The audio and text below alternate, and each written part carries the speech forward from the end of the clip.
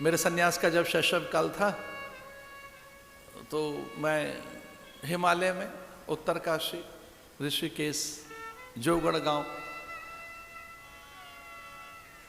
गरुड़ चट्टी,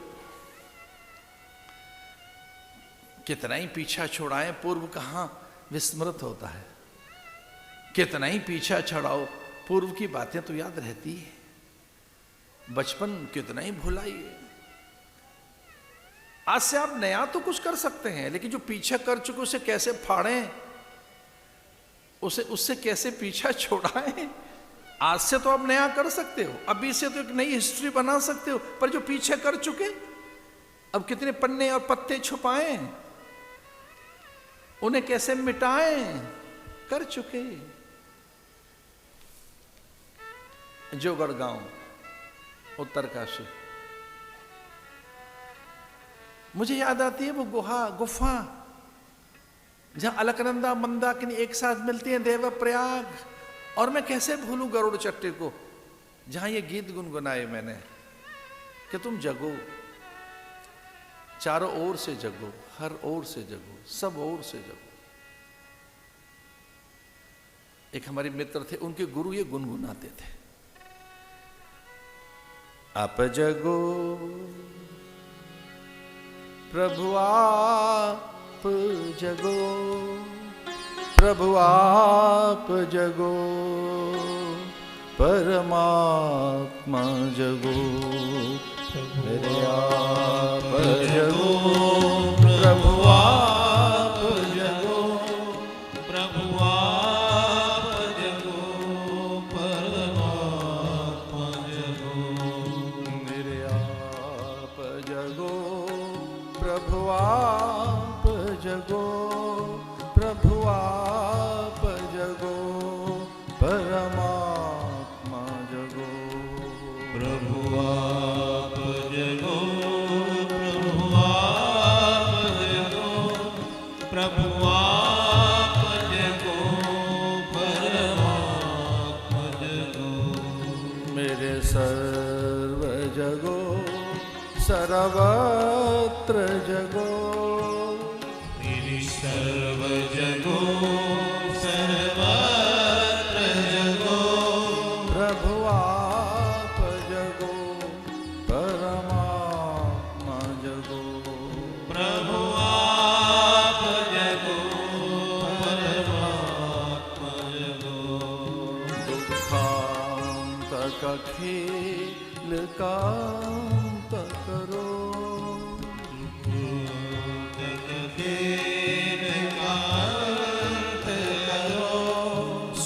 सुखांतक खेल प्रकाश करो, सुखयांतक खेल प्रकाश करो, पुनरपि जन्म पुनरपि मरणम पुनरपि जननी जठरे शयनम।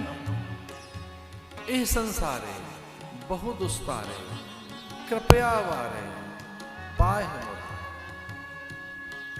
मेरे आप जगो, प्रभु आप जगो, प्रभु आप जगो, परमात्मा जगो, प्रभु आप जगो, प्रभु आप जगो, प्रभु आप जगो, परमात्मा जगो, प्रभु आप जगो, परमात्मा जगो, प्रभु आप जगो, परमात्मा जगो।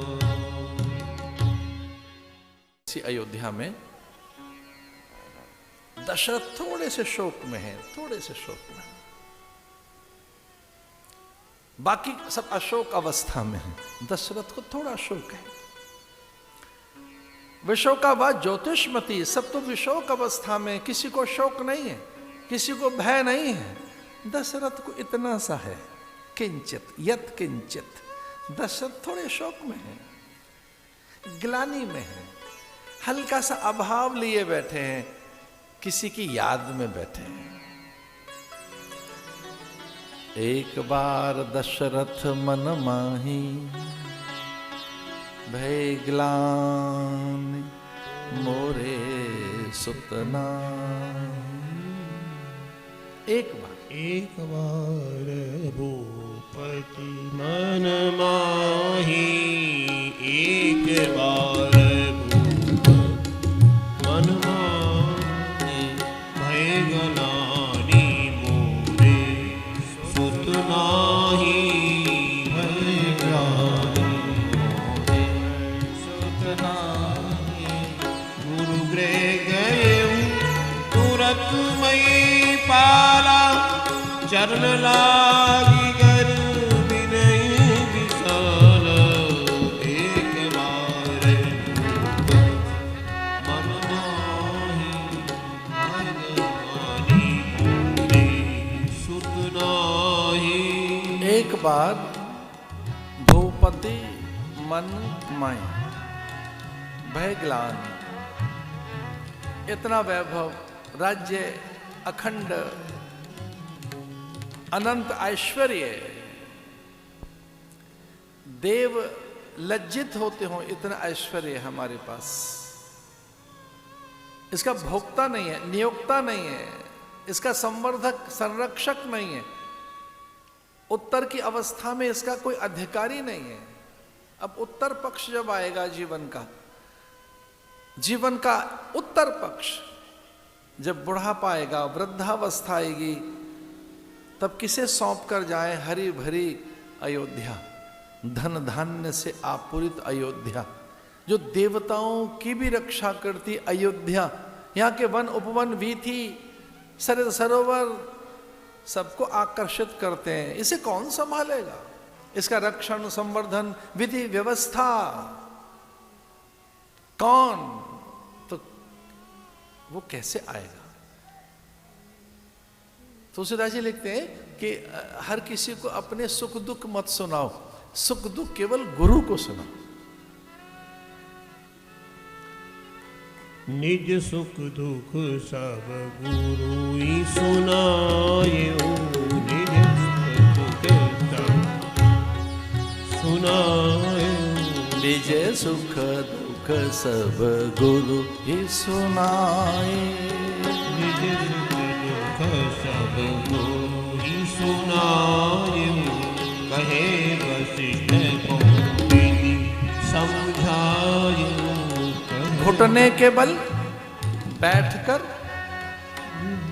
उनके घुटने पर हाथ रखकर, कितने निकट बैठ गए होंगे दशरथ।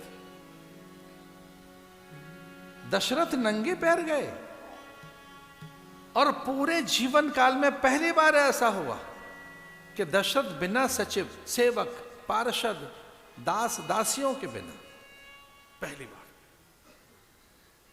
तो पूरी अयोध्या में हल्लासो मच गयो। ये हुआ क्या? एक नया एक विषय चर्चा का, एक अद्भुत चर्चा कि हाथ में एक सुंदर सा थाल लेकर, और उस थाल में रत्न, मूंगे, माणिक्य, वैदूर्य, सुंदर फल फूल, अच्छे वस्त्र आभूषण परिधान। यद्यपि गुरु को उसकी आवश्यकता नहीं थी,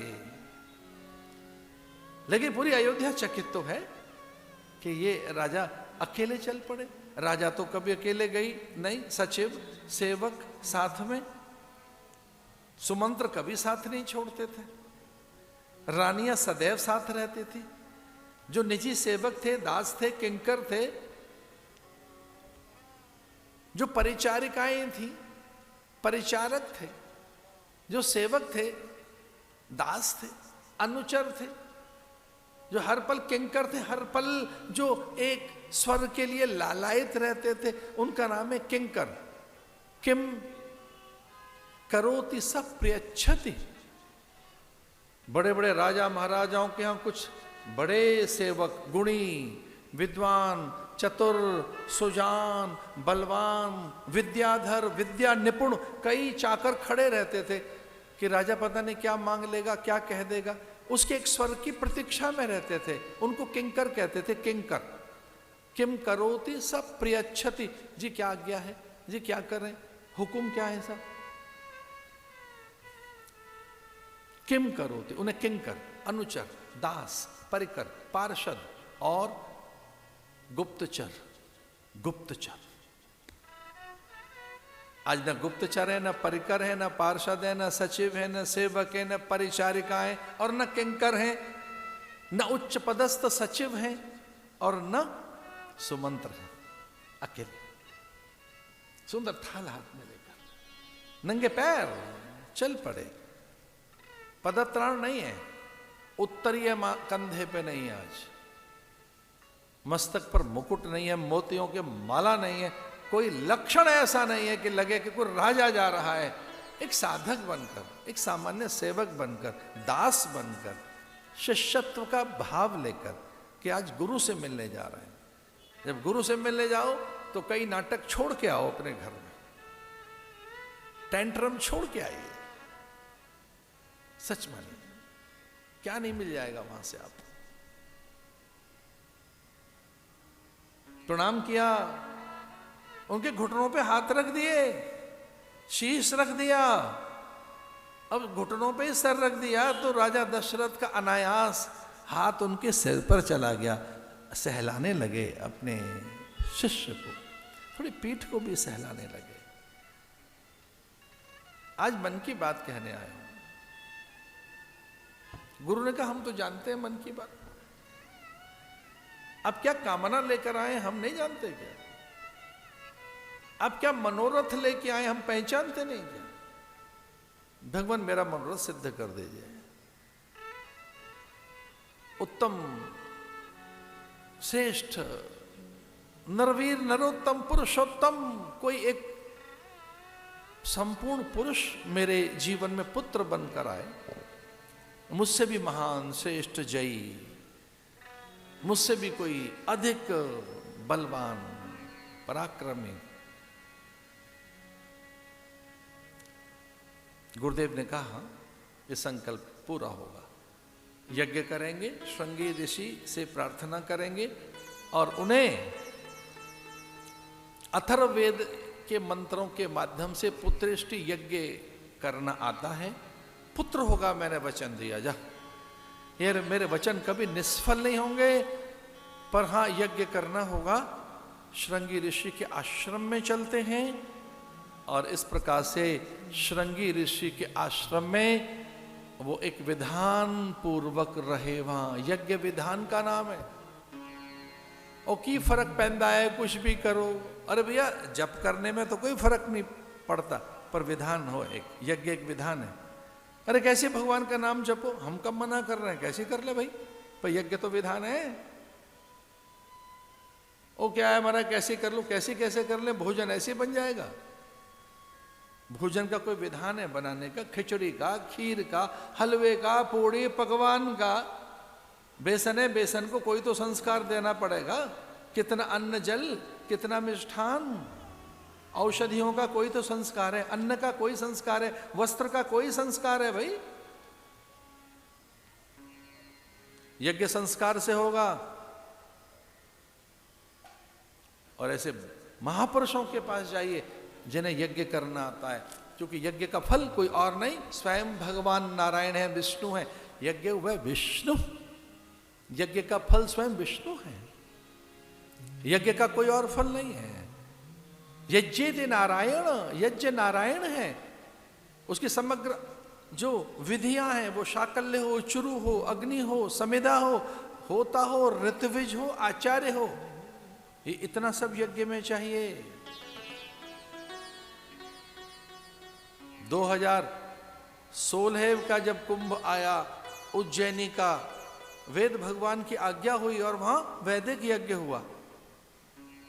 वेद भगवान की आज्ञा हुई, फिर कुंभ में 19 में प्रयाग में ये वेद भगवान की आज्ञा थी कि अभी बीत गए कुंभ 2021 के में हरिद्वार में विधि पूर्वक यज्ञ हुआ। यज्ञ की पूर्णाहुतियों के हमने दर्शन किए। अरे क्या यज्ञ हुआ विष्णु।